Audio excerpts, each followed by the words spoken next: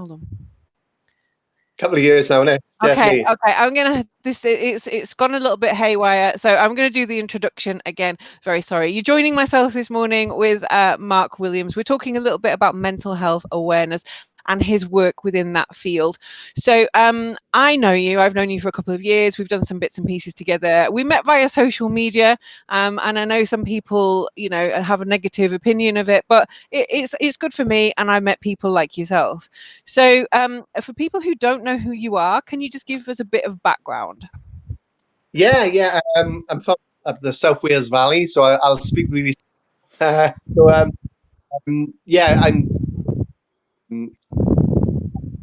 I'm growing up. I didn't know I was undiagnosed with ADHD and dyslexia, so I can imagine in school I was very much very hyperactive. But from a negative, seeing my wife go through traumatic, seeing myself going through depression, I went on to set up International Father's Mental Health Day, which is next month. So yeah, it's been a bit of a journey. So, I mean, that's a very brief synopsis, obviously. ADHD when you were a child, depression. What was the trigger for the depression? I know, obviously, it's difficult to always identify, but if you could just kind of maybe give us an idea. Yeah, so ADHD obviously is disorder. It doesn't go away. It happens in adults, but I can imagine it was never picked up in the 80s. So a lot of low self-esteem came from school, unfortunately. In the 80s, I don't blame any teachers, but you get a clip across the ear, and you're told you're not. So a lot of low self-esteem leaving school, but it was a youth club that helped me get into sport, and I was good at sport. Became a national champion, British champion, and was good at football. And but unfortunately for me, I left school at 15, and also the youth club at 16, and then the rave scene started kicking in 19. So, um, so yeah, I was a bit wild, and I just indulged all or nothing guy sort of thing, So very impulsive. Um, And yes, 7 years I was just, Ibiza, all that stuff. And but luckily for me, I think meeting my wife Michelle 23 years ago totally changed my life. Really, I went into sales and marketing where I learned skills and listening skills, and that helped me in mental health years later. But I think looking back, the biggest thing that happened was when my wife had emergency C-section and witnessing that trauma. I honestly thought my wife and baby was going to die in that labour ward, and it was the first time I actually had a panic attack. So, never had a panic attack ever before in my life at that time. Definitely. So, I mean, obviously, that in itself can be quite traumatic. A panic attack, if you've never experienced one before, it's very difficult, isn't it, to understand necessarily what's happening to you. But I mean, to have that, and actually during a time where you should be feeling protective of your wife and your new baby, that must have been quite a difficult thing for you to experience. Absolutely, yeah. You feel like helplessness, and a lot of people don't realize that PDS is an anxiety disorder, either witnessing or experiencing a life-threatening event, So, thinking your wife and baby is going to die in that situation, and I've worked in secure units, I witnessed horrific things in my life. Nothing for me personally thinking, that my wife and baby was going to die. So, Michelle went on to have severe postnatal depression, where she was in crisis team. I was expecting to get back in work in 2 weeks. I was self-employed at the time as a sales rep and manager. And so there's no money coming in, mortgage to pay. My wife was unwell. The stigma around mental health, you can imagine 15, 16 years ago. Couldn't tell my friends, couldn't tell my wife how I was feeling now because I didn't want to impact on her mental health even more. Men, we suppress those feelings, and I started to use alcohol, which has always been my coping skill really over the years, because you can imagine my father, my grandfather's mental, they're all minors, if you had a problem, it's like, let's go to the pub and it's a pint, that sort of thing. So I never knew any coping skills, like positive coping skills. And I've self-managed my ADHD all my life before that event as well, so. And when you said that you are an all or nothing kind of guy, is that what happened with the alcohol? I mean, did you take it to an extreme? Yeah, my mother-in-law came to live with us, which I always say I'm still recovering from now. uh, but I had a lot of lucky support off.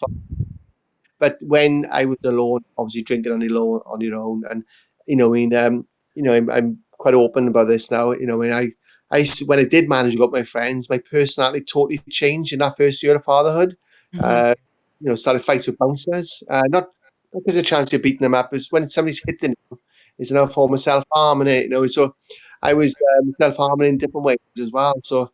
Um, but it got to crisis point really a couple of years later, and during that time, I remember punching a sofa, bust my hand, and anyone who knows me, I'm such a I like to think laid back person normally, but that first year of fatherhood, I was totally scared. I was worried about social services being involved, all sorts of things like mothers Hmm. do, and I didn't actually bond with my son.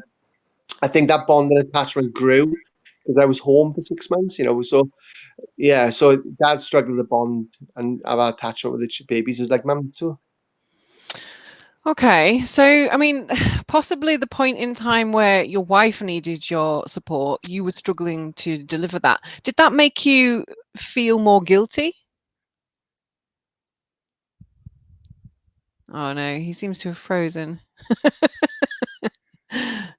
Unfreeze, unfreeze.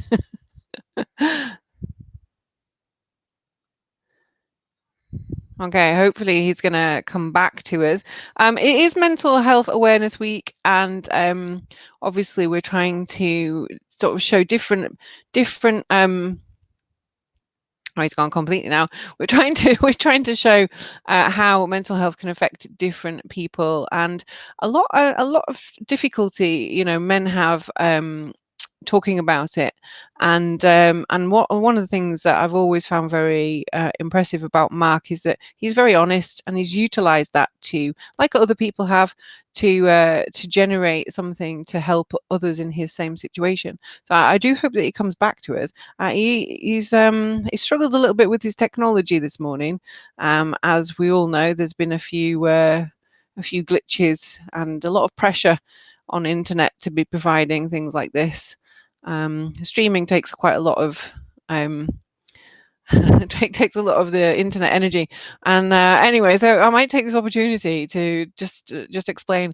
My little cat was trying to join in the broadcast, and she she sat. I think she sat on the mute button at one point, and then she sat on my headphone lead. And she was very, very keen to join in. I think she was trying to show us how fluffy she is, to be honest. Let me just message Mark and see if he's gonna join back in.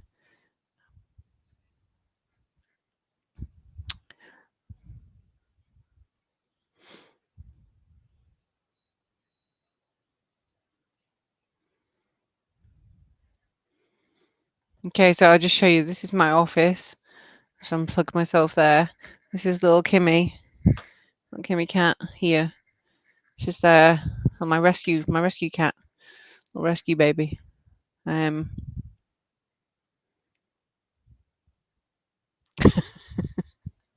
oh dear, technology.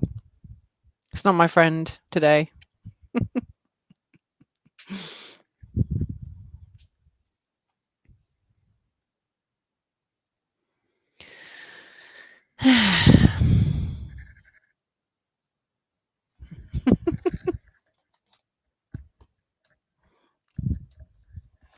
Does anyone have any questions for me while we're waiting for Mark?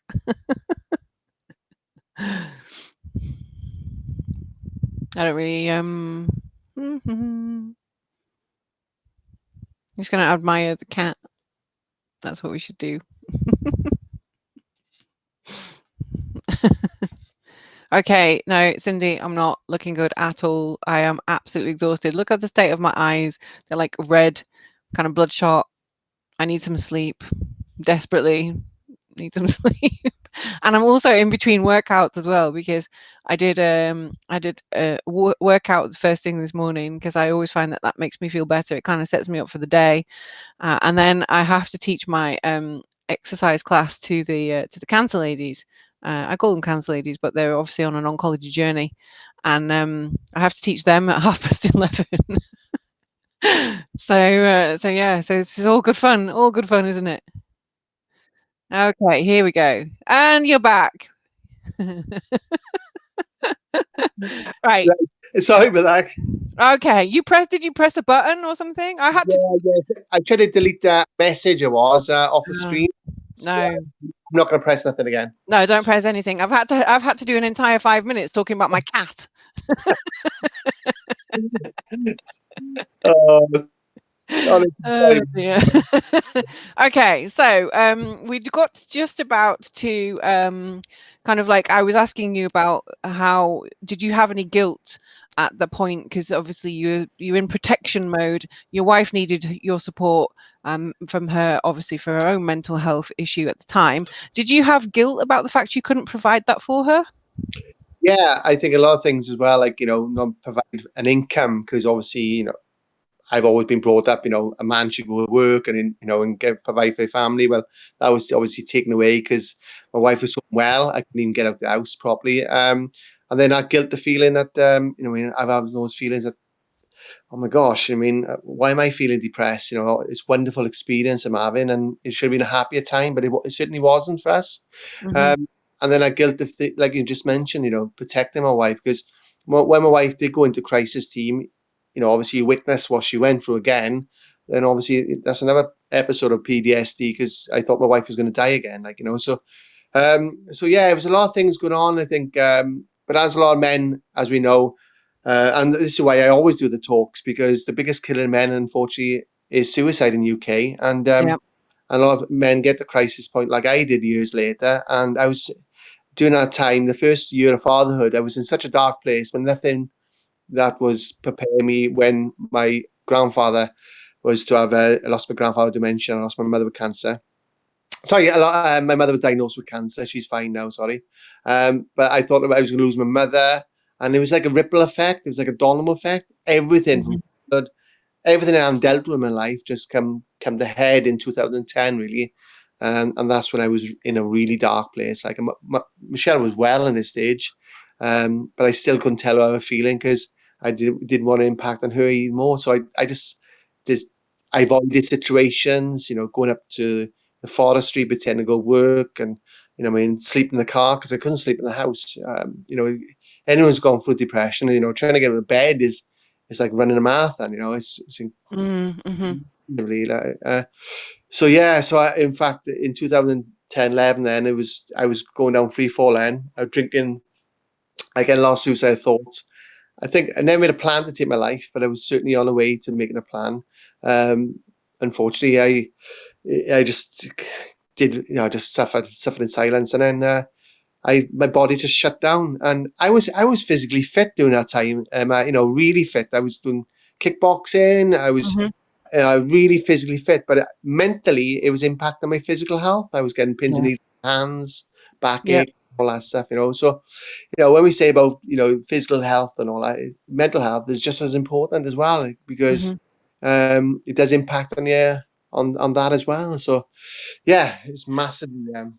So what was the wake up call for you then? At what point did you realize that you were in this extremely kind of dark place and not really climbing out? What happened?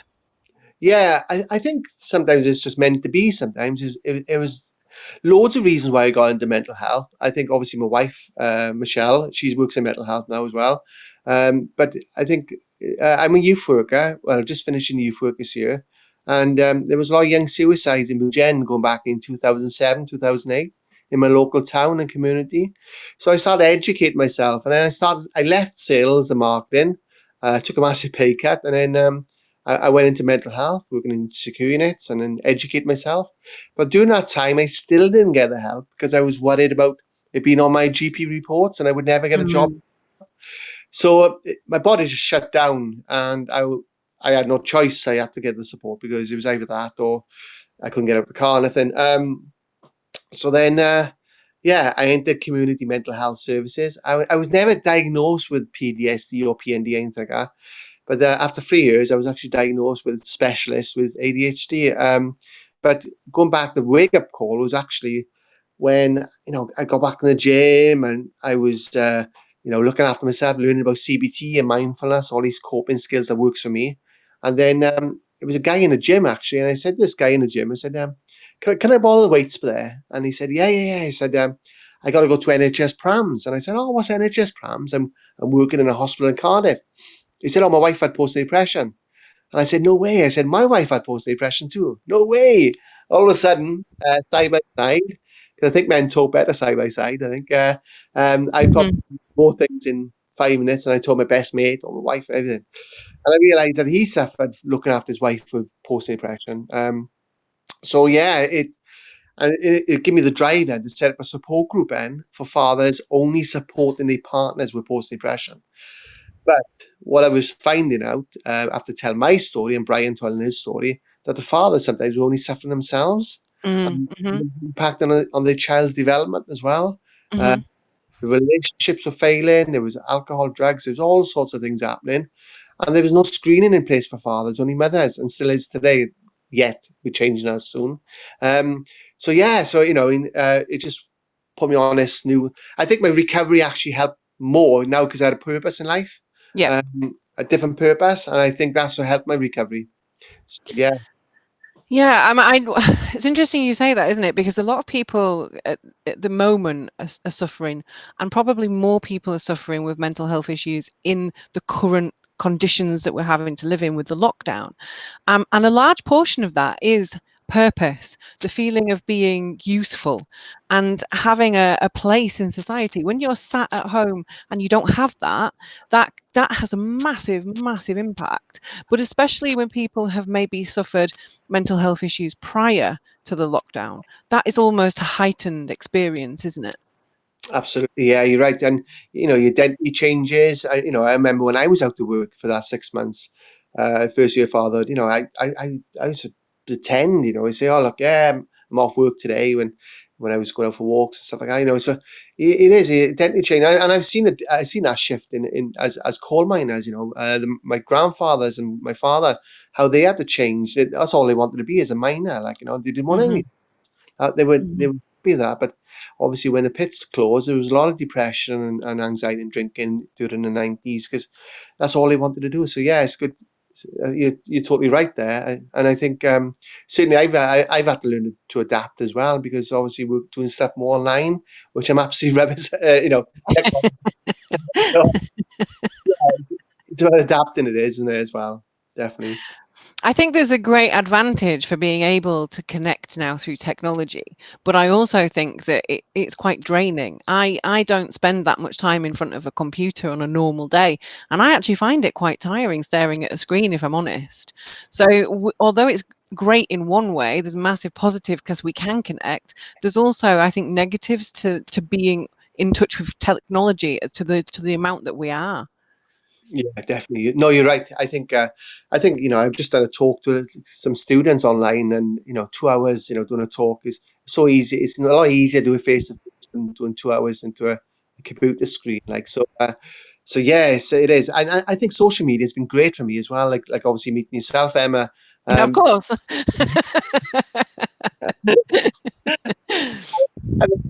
obviously awareness, but I think with myself as well. You need to take that time out as well. From social media, and that's I'm focused on something else. So that's what I've been doing. I've obviously written a couple of books as well, published books, which I'm going to show you by here.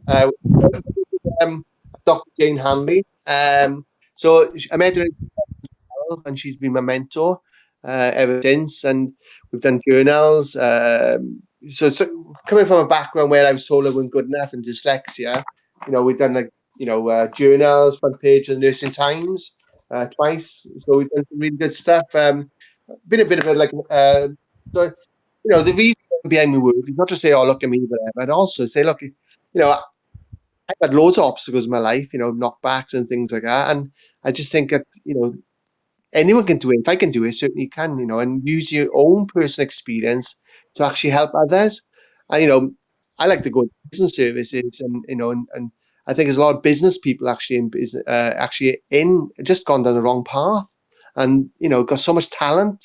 Um, so yeah, I would just want to inspire other people to say, look, I'm just guy from the valleys, a lot of knockbacks, but also you can just get up and do something different with your life. Okay, so you had that epiphany moment when you were in the gym, stood next to this guy. You suddenly realized that you weren't by yourself. There were other people having the same kind of issues as yourself. You set up a father's support group. When did you decide to start an international father's mental health day? Yeah, so well, 2000 online to uh, raise awareness group, and it just went mad. Because you can imagine how can men get post depression? You know, I mean, we talk about stigma. You know, what I mean, the boosts you can imagine. Not for me personally, but from other fathers who did try to get over the. Um, Oh, you can imagine, men's mental health. 2011, it says. So it's only the last 3 or 4 years, really, we've seen a big shift in mental health. So, 2011, it was like a different world then. It was like, what? How can men what are they going to be depressed about? They didn't give Mhm, birth.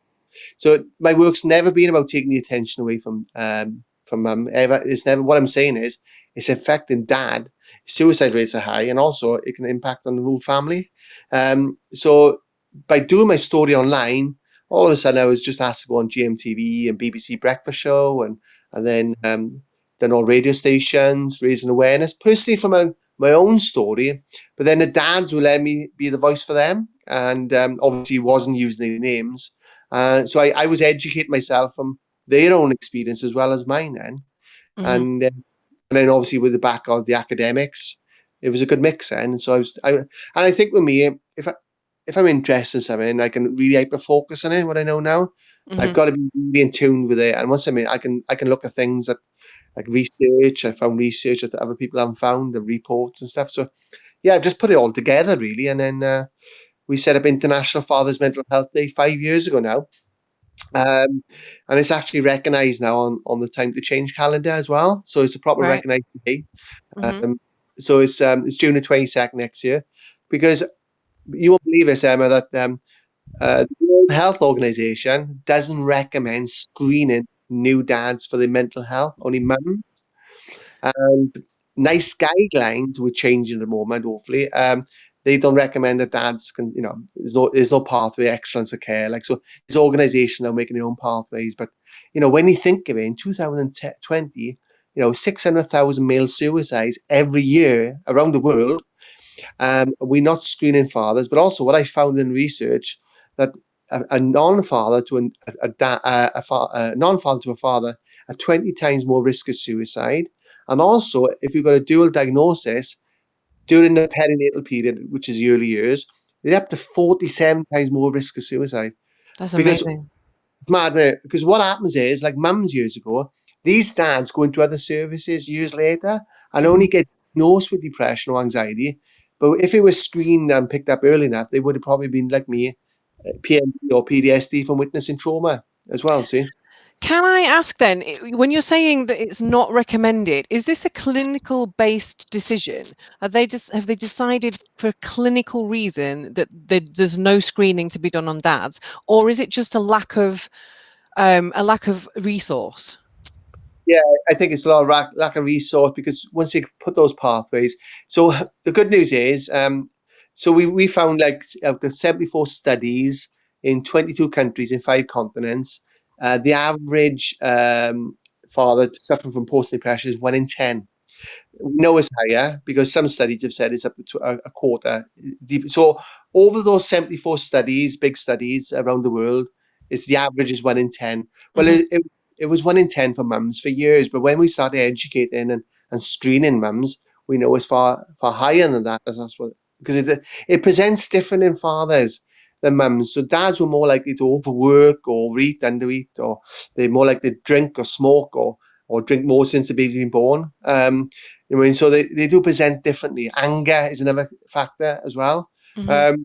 So depression men, as we know, they suppress all these feelings because they've never been shown sometimes how to show those feelings as well. So um, going back to the research end, we found reports that 38% of fathers are concerned about their own mental health. Young fathers, Mental Health Foundation 2018, 39% of young fathers. We've November just got onto it now last year. They found that 1 in 5 dads are totally isolated. So Mm.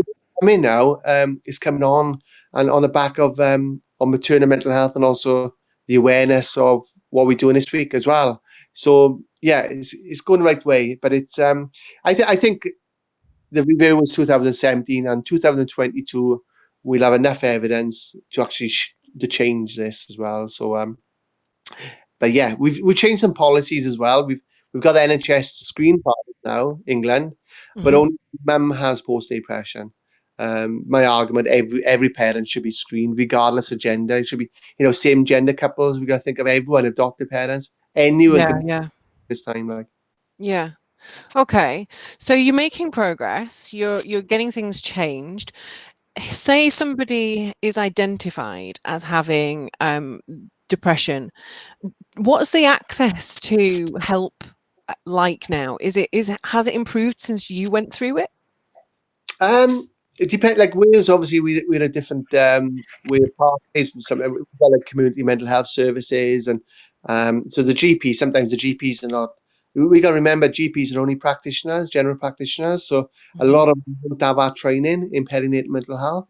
They are getting it better, but so sometimes it's worth going to your GP and then accessing more community mental health services, more specialist services as well.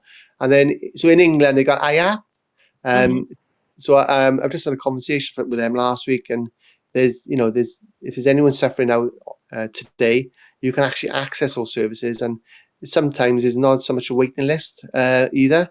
So even though you may not get the specialist support, as in bond attachment and father paternal mental health, at least you'll have somebody to talk to, and Yeah. sometimes that's all you need. Sometimes I think. Um, the thing with mental health is that it should be more person centered. What works for me might not work for you either. Yes. So, so you got to find out, and it's so complex. So what my trauma has gone through in my life is totally different to yourselves as well. So, and the other thing is as well, it's a case of some dads I just want acknowledgement that there's other fathers feeling like this, and they don't have to feel Yeah. guilty, and that's enough. That's enough Yeah. for them. Yeah. Okay. Okay. So that's under normal circumstances. We're in a little bit of a, as everybody keeps saying, unprecedented times.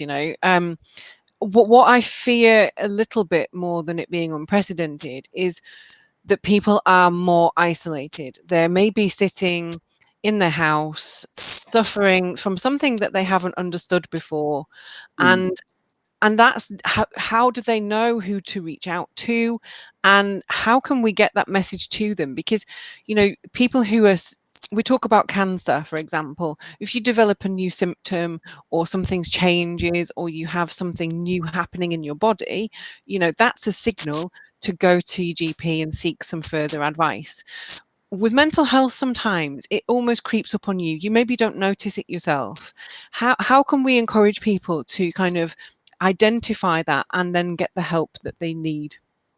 Yeah, exactly. So it's a anxiety is probably one of the is a lot higher than depression. So like Anxiety UK, I've got a good website. Got signs and symptoms and support on place as well. There's online chats going on now, so it's counselling. It's a good point what you just said about this virus. That's the theme we're doing on International Fathers Mental Health Day. But the other thing is that like I give an example. When I worked in the hospitals, I've seen patients having depression or anxiety in their 70s, 80s, because they've always kept busy and Hmm. doing. And then when they're stuck in a hospital ward and they've got to wait there for 6 months for discharge with nothing to do, that's when it's actually crept in. So, Hmm. it's about actually, if you are feeling irritable, your personality is slightly changing. It might obviously it can look different to everyone, but it's a case of like don't suffer until it gets to crisis point, because Yeah. I always say the earlier the help, the quicker the help, the quicker the recovery. Hmm. And it's nothing to be ashamed of. It's in another 10 years, we the next, well, especially the next generation, will be saying, "Why didn't that generation talk about it? I can't Yeah. believe." I mean, so you know, there is online support out there. There's and it's just trial and error as well.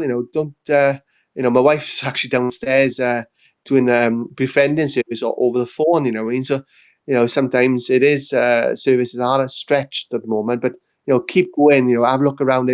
There's a good Hub of Hope. Hub of Hope is a postcode where you tap your postcode in and it tells you what service is actually in your area as Yep. well. Uh-huh. The NHS got one as well. So there's a database, mental health. I mean, so there is services out there. Just Google NHS helpline, mental health helplines, and there's a pile of services there as well. So yeah, don't suffer in silence. If you're feeling, you're drinking more, or you're avoiding situations, or you're feeling paranoia, you're distancing yourself from your family members, drawing the curtains more. These could be signs of you're actually going down that way of depression, I should say. And I think actually it's more difficult if you're living by yourself and isolated because, I'm quite happy to identify in my partner, my husband, that he maybe isn't feeling quite right. And highlighted for us on Friday, he lost a very close friend who was only 34 years old and nothing to do with COVID-19 coronavirus at all, just sudden death syndrome. But that I've seen him withdraw. He's not talking to his friends. I'm very conscious of the fact that he's now more irritable. He's got that anger. He's annoyed. I've identified that. And that's something I think to be very aware of. You're in a house with somebody perhaps a lot more than you would normally be. There might be generalized tensions because you're not used to spending that much Yeah, time yeah, together. absolutely. Yeah, But no, you're right.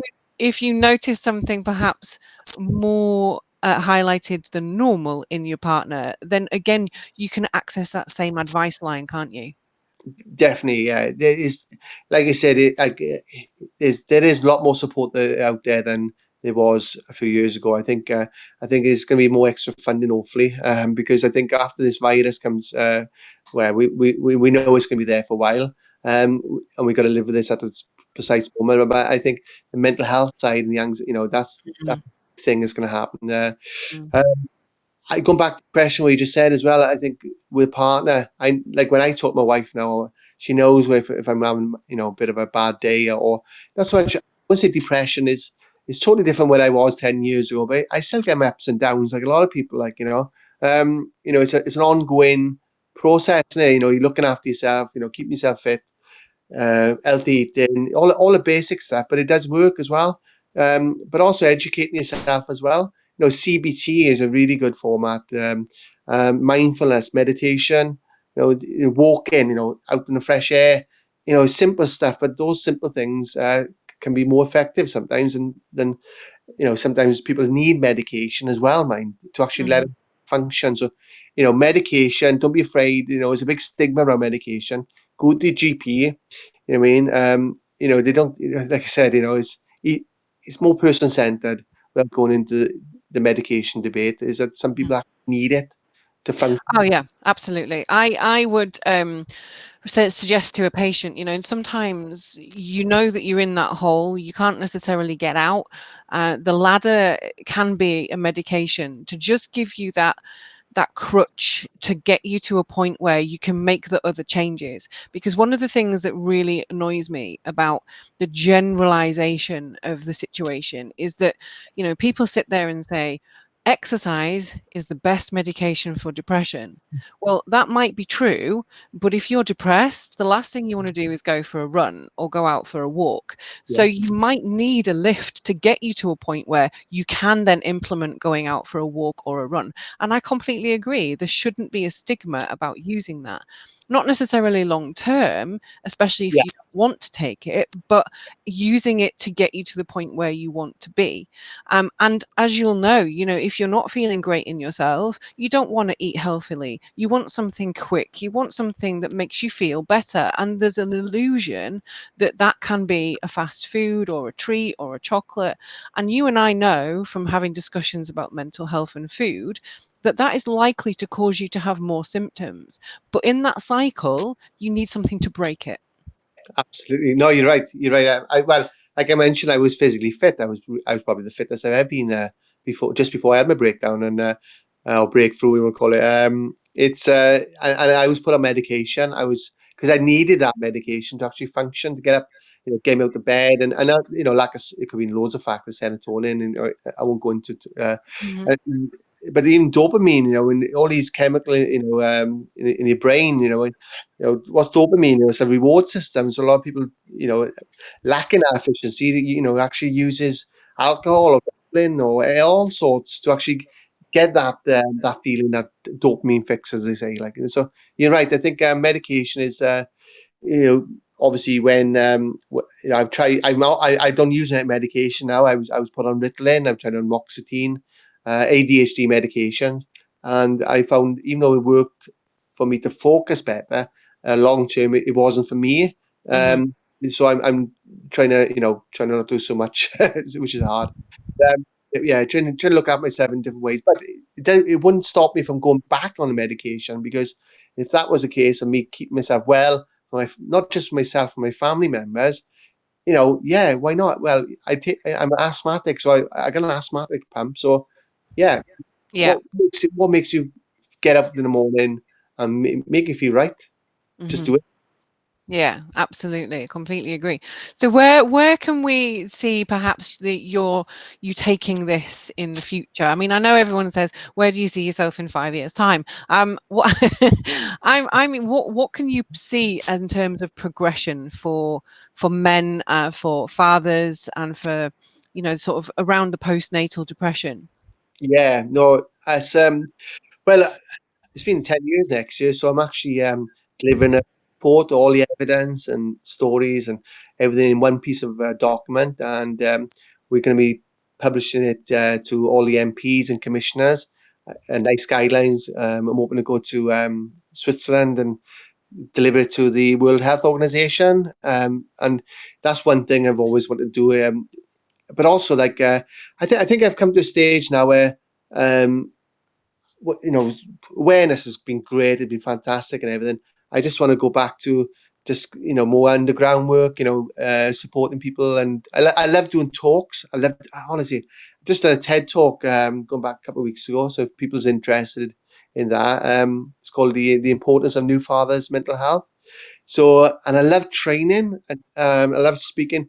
And coming from a background where my teacher said I wouldn't even get a job, and now I'm teaching midwives and health visitors. I mean, that's just enough. Because I think sometimes, Emma, I've learned a lot through this virus as well. I've learned to start to enjoy the more basic stuff, like walking, and and don't have to do things every day. So I'm just enjoying the more basic stuff as well. So Mm. just saying, if I can choose this nice skyline, and the World Health Organization get some sort of on their website, that's enough for me. That is definitely. That's very, I mean, I can imagine it's going to happen because I know how dedicated you are to this. And I think one thing that we might need to say is that actually the ADHD that you were diagnosed with does give you a hyper focus. So I'm pretty sure you're going to get there. Yeah, yeah. That's what I mean. It's got, once you tune into somebody, and that's another area I like to go into. Young children who adults in prison services who've been diagnosed with ADHD. I think if you can focus on something you're passionate about, you can do some good stuff. And I think, there's a lot of people who've had ADHD have used it, and to get with it. So yeah, definitely, it's definitely another area I like to go into ADHD next. Hmm. Definitely. Okay. So, I mean, just touching on what you said about the changes that you're now going to implement because of the pandemic and the lockdown. I've noticed that myself. I'm terrible at a work-life balance. I feel like I need to say yes to everybody, to do everything for everyone. And I am a sucker for agreeing to things and reducing my time for me. So, I have kind of taken notice of the fact that during this lockdown, I have become more aware of how I actually do need time for myself, and taking up new things. Like, this might be a perfect opportunity for somebody who is maybe struggling a little bit with the mental health to take up something like meditation or exploring the opportunities of maybe CBT. So it's a good opportunity as well, isn't it? Oh, you're absolutely right. and there's some good apps on it. It doesn't cost you nothing. You can go on YouTube now. Mm. There's meditation apps on it. But you're right. I just think I've changed in the last 2 months. I think yeah, I'm starting to do stuff. I do a virtual quiz for the street, and I started doing chess more. I love chess. I love playing chess. Even started playing poker, as well, which is on. I not for money, mind, but it's like I've never done before. Cooking. So I think I always got to, if something good is always got to come out to something bad. I've always been brought up like that, and I think something real good will come out of this virus. Has to be, and if there's any dads out there, especially, this could be a time where you're home in that bond and attachment, where a lot of dads will go back to work in 2 weeks. Just being two with your baby, you know, Yeah. and like I said, 6 months I was home, totally isolated, totally lonely. But I used the best thing that came out. The attachment I got, and the bond I got with my son is amazing, and I think that actually helped in that time of crisis as well. So yeah, definitely. Don't suffer in silence. Definitely not. Is that what your message would be then to somebody? Don't suffer in silence. Yeah, don't suffer in silence, guys. Honestly, it's not worth it. It's what I know now. If I knew what I know now 10 years ago, I would definitely got the help. Don't worry about what people think. We only got one life at the end of the day. It's your life is most important. And like I said, it can get to crisis point. It is a killer. It's a killer in Mm. men, suicide. It's well documented. It's the biggest killer under 50 now is suicide in men. And women, we got to remember, under 25s, the rates are going up as well. So, this is not just about men. It's about everyone, mums, dads, yeah, to your children. Have open conversations with your children as well, like I do. We talk about mental health, like I'm talking about physical health. Have those open conversations. Mhm. Okay. So, two final things. I'm going to read some of the messages because I'm pretty sure you can't see them. Okay. And then what we need to do is how people can get in touch with you if they want. So I just have a few messages. So Chris O'Toole Wilson says good morning to us both. Cindy Gavin says it's hard for dads and people don't realize that they go through the same thing, which she's obviously identified the similar thing to yourself there. And then she also said, and I think this is a lovely message. She said, it must have been very difficult wanting to be a breadwinner in a family and not necessarily being able to. And having a past with minors just does make a difference to your mindset. And I think that's a little bit the same in Yorkshire. We have that almost a replicable situation in that in Yorkshire there was a lot of minors. It's a very tough mindset. A man's a man. I think we noticed that here as well. And Tom Nolan as well says good morning to you. He's a good proactive men's mental health chap. So yeah, some nice messages. But if people want to get in touch with you, my love, how can they do that? Yeah, definitely. If you just Google Mark Williams, father's mental health, there's loads of stuff on there now. And also there's a website as well. So I'm on Twitter at Mark Williams FMH, and Okay, just going to type that. Bear with me. but also they can Google International Fathers Mental Health Day as well. So yeah, no, anyone who want to get in touch, and like I said on my website, it's got some like Calm, Samaritans, obviously the people to talk to, and like I said, Samaritans are there not just if you're in crisis, they're just there to talk, even if you're not feeling where you're going to take your life or anything. They're just there to talk, and Mm.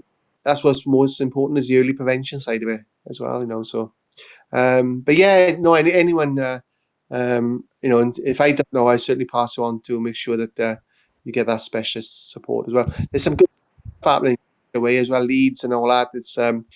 I'm actually just been involved with a Dr. Zoe Darwin up in Leeds University, and yeah, we just got this report coming out, which is going to help a lot of parents as well. So, yeah, some really good stuff happening in Leeds. Or Leeds dads. Leeds, well, like I mentioned, Leeds dads. There's a good support group for dads as well. Um, but yeah, it's loads of things. State of mind. Um, rugby league. I know he's big in rugby league in Yorkshire. A friend of mine, Danny, No, Scum. at the moment it isn't, my love. There's been no rugby league at the minute. It's a very boring time. I know. Uh, they do stuff mental health, state of mind do. So they go around rugby league clubs and schools and stuff. So they do some work in mental health. So yeah, so it's some really good stuff happening out there. So yeah, just give me a shout.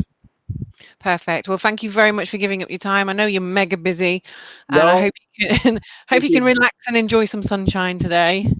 The hardest part was getting this technology once I so to apologize. That's okay. I entertained people with my cat for 5 minutes, so honestly, it's absolutely fine.